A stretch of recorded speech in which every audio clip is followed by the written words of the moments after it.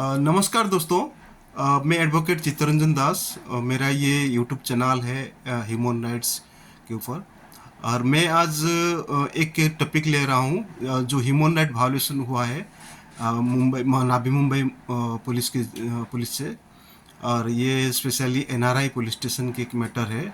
और मैं आज 28 मार्च 2026 में मैं एडवोकेट संगीता शेट्टे उनके सामने बैठा हूँ। उनके साथ एक ह्यूमन राइट्स वायलेशन हुआ। और ये एक एडवोकेट प्रोफेशनलिस्ट है और वो लेडी एडवोकेट है और उनकी सोशल वर्क भी बहुत रहता है। और उनके साथ एक ह्यूज ह्यूमन राइट वायलेशन हुआ है। ऐसा तो देखा जाता है तो लाखों cases human right violation registration होता है। तो ये मैडम के साथ कैसे ह्यूमन राइट वायलेशन हुआ है ये आज मैं आपके सामने डिस्क्लोज कर रहा हूँ। दोस्तों, ये एडवोकेट संगीता शेट्टी। हाँ मैडम, आपके साथ ह्यूमन राइट वायलेशन कैसे हुआ इन नाभी मुंबई में और एनआरआई पुलिस स्टेशन पर आप बता रहे थे, तो कैसे हुआ, पहले कैसे स्टार्टिंग हुआ, आप अपना इंट्रोडक्शन दीजिए फिर बताइए। नमस्कार, मैं एडवोकेट संगीता शेट्टे। लास्ट 15 साल से मेरी ऑफिस है सेक्टर 44 ईए में। हम लोग पहले एफएमसीजी प्रोडक्ट का डिस्ट्रीब्यूटरशिप का काम करते थे। अब मैं प्रैक्टिस कर रही हूँ जूनियर एडवोकेट के हिसाब से। पर 14 अगस्त को रात को 1 बजे मेरे ऑफिस में मुझे पता ही नहीं कौन सी क्या घटना घड़ी है, क्या घटी हुई है, कुछ भी मुझे पता नहीं है। 14 अगस्त को रात को जब मैं यहाँ आई, मेरी ऑफिस खुली थी, कोई अननोन पर्सन कॉल कर रहा था मुझे और मुझे कुछ पता नहीं है कि ये क्या है। मैं आई यहाँ पर, मैंने बाकायदा जो भी है लीगल एक्शन लेना था, मैंने 112 पे कॉल किया। यहाँ पर पुलिस आई और यहाँ पर देखा कि कुछ नहीं था, खाली मेरी ऑफिस खुली हुई थी। मैंने मेरा काम कर दिया 112 पे फ़ोन करके। उसके बाद में मुझे पता चलता है दिसंबर 2026 में 26 में पता चलता है मुझे ये घटना घटी हुई थी 14 अगस्त 2025 को। और मुझे पता चलता है दिसंबर में कि मेरे ऊपर एक एफआईआर लॉन्च हुआ है। ये एफआईआर की जिससे मेरा दूर दूर तक कोई रिश्ता नहीं है, मुझे पता ही नहीं है। जब मैं सामने से जाती हूँ तब पुलिस वाले बताते हैं कि आपके ऊपर एफआईआर लॉन्च है, हम आपको नोटिस देना चाहते हैं। कौन सा police station madam? NRI police station में, नवी मुंबई में सागरी पुलिस स्टेशन करके बोलते हैं, एनआरआई पुलिस स्टेशन। अभी मैं एक प्रोफेशनल में एडवोकेट हूँ, मैं सोशल वर्क भी करती हूँ, लेकिन 14 अगस्त को जो घटना घटी हुई है, जो मुझे इसके बारे में कुछ भी पता नहीं है।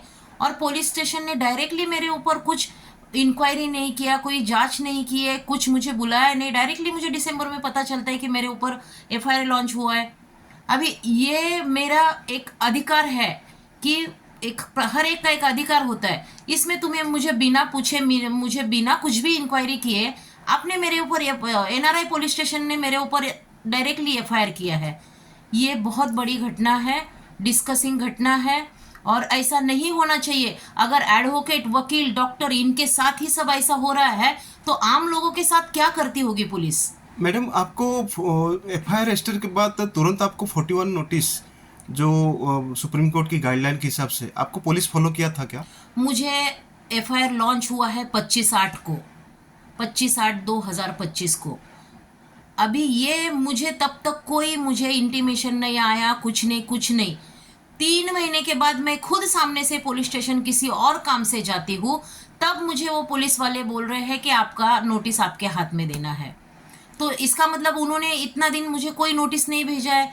मैं जब वहां जाती हूँ तब मुझे बोलता है, तो मैंने उनको बोल दिया आप मुझे जो नोटिस भेजना है। 3 महीने के बाद उन्होंने प्रोसेस स्टार्ट किया मुझे नोटिस भेजने का।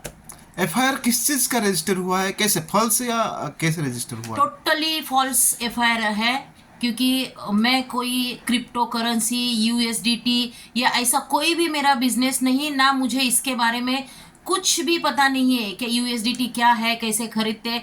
वो कुछ डील मेरे ऑफिस में हुई है, वो भी करने वाले सारे मुस्लिम जिहादी लोग हैं। टोटली ग्रुप मुस्लिम लोगों का है और ये लोगों ने मेरे ऑफिस में कुछ 45 लाख या करोड़ों रुपए का कुछ क्या किया है, मुझे कुछ पता नहीं है। ये मुझे 25 दिसंबर को पता चला है कि ऐसे ऐसे एफआईआर में कुछ दर्ज है, जिसमें मेरा कुछ भी लुकआउट नहीं है, ना मेरा इंटरफेयर है। तो पुलिस ऐसा क्यों कर रहा है?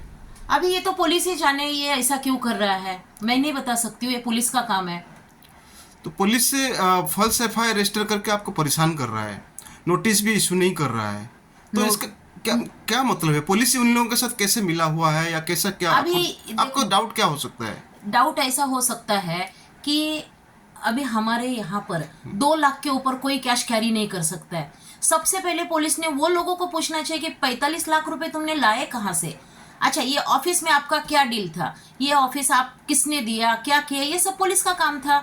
ये एफआईआर लॉन्च करो, क्रिप्टो है वो बाकायदा तुमको बैंक में जाके इनकम टैक्स भर के वो क्रिप्टो यूएसडीटी जो कुछ है वो करना पड़ता है। इसके बारे में मुझे कुछ पता नहीं है, तो ऐसे कैसे 50 लाख बॉम्बे से लेके आए, ये सब पुलिस ने पहले देखना चाहिए था, फिर एफआईआर लॉन्च करना चाहिए था।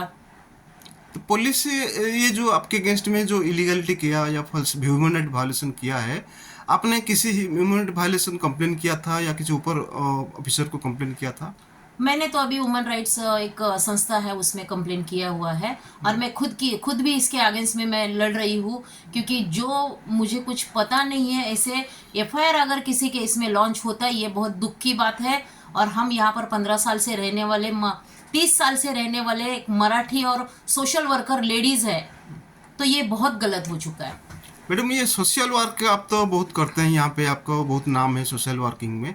तो सोशल वर्क में आपको पता है क्या ऐसा केसेस पुलिस क्या रजिस्टर करता है? ह्यूमन राइट्स वायलेशन पुलिस कैसे करता है और कितना परसेंट होता है? आपका नॉलेज?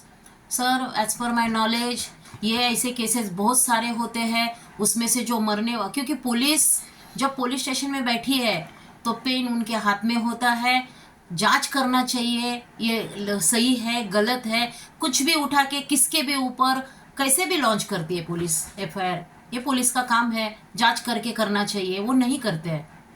तो generally police human right violation कैसे करते हैं? आपको जैसे कि कोई एफआईआर रजिस्टर होता है, कोई भी एफआईआर रजिस्टर होता है, आपकी नॉलेज से आप बता सकते हैं कि एफआईआर कितना झूठा होता है और कितना सही होता है? मैं ये नहीं बोलूँगी कि एफआईआर हर एफआईआर झूठा होता है, लेकिन बहुत सारे केसेस में ऐसे होता है कि घटता कुछ और है और ऑन पेपर में एफआईआर घटता लिखते कुछ और है, ये तो मैं बता सकती हूँ, लेकिन हर एक केसेस की बात नहीं करूँगी मैं, लेकिन बहुत सारा ऐसे होता है। ऐसा है कि आपका केस में जो सर्कमस्टांसेस जो क्रिएट हुआ है, ऐसा है कि आप पुलिस से आपको फंसाया गया है, आपको फंसाया एफआईआर में, और इसके लिए पुलिस बेनिफिट लिया होगा या कुछ फायदा लिया होगा पुलिस? सर, ये तो मैं बोल नहीं सकती हूँ, लेकिन हो Perhaps, सकता है, perhaps. मे भी ये हो सकता है, और 100% हो सकता है, क्योंकि जिन्होंने ये एफआईआर लॉन्च किया है वो सारे के सारे मुस्लिम लोग हैं। इतने रात को इतना पैसा लेके कहाँ जा सकते हैं? ये देश के खिलाफ कुछ कार्रवाई कर रहे थे, कुछ ड्रग्स क्या कर रहे थे, ये सब पुलिस को पहले जानना चाहिए था। इन्होंने बॉम्बे से कैश यहाँ पर कैसे लाया?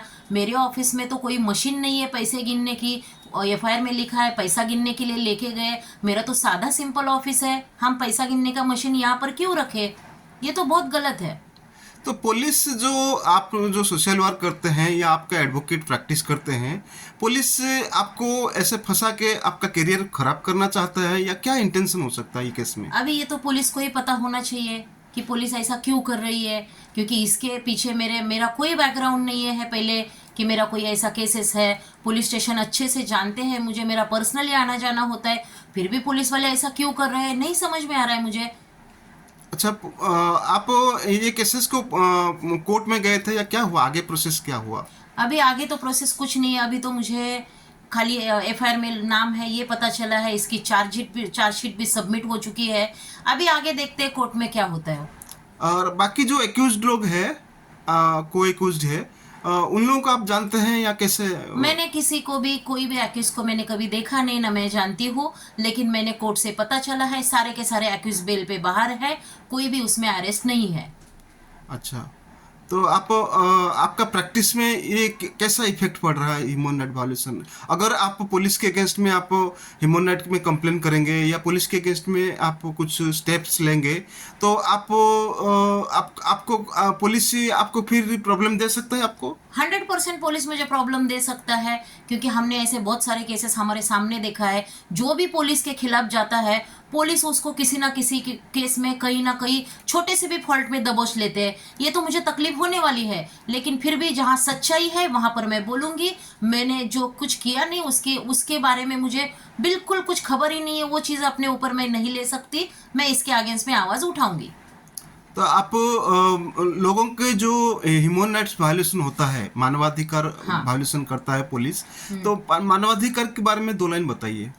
देखो, मानव अधिकार ये जो हमारे संविधान ने हमको दिया है, ये हमारा हमारा फंडामेंटल राइट्स है, और ये किसी को भी वायलेशन करने का कोई राइट्स नहीं है, हमारा अधिकार है। और ये सबने अपने राइट्स के लिए झगड़ना चाहिए। और दूसरी बात, ये ऐसे पुलिस वाले कुछ करते हैं ना, मैं हर एक को यही बोलूँगी, अगर किसी के साथ कुछ गलत हुआ है तो मैं मेरा कॉन्टैक्ट नंबर शेयर करूँगी, आप आ जाइए, हम मिल के उसके ऊपर काम करेंगे। हर एक के खिलाफ कुछ ना कुछ हमेशा होता है।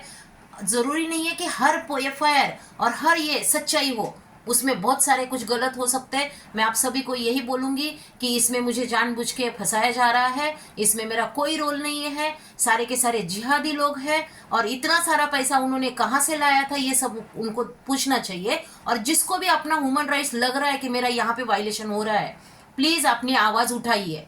धन्यवाद। नमस्ते। नमस्ते दोस्तों, मैं हूं एडवोकेट चित्तरंजन दास। ये मेरा मानवाधिकार चैनल है। नमस्कार दोस्तों।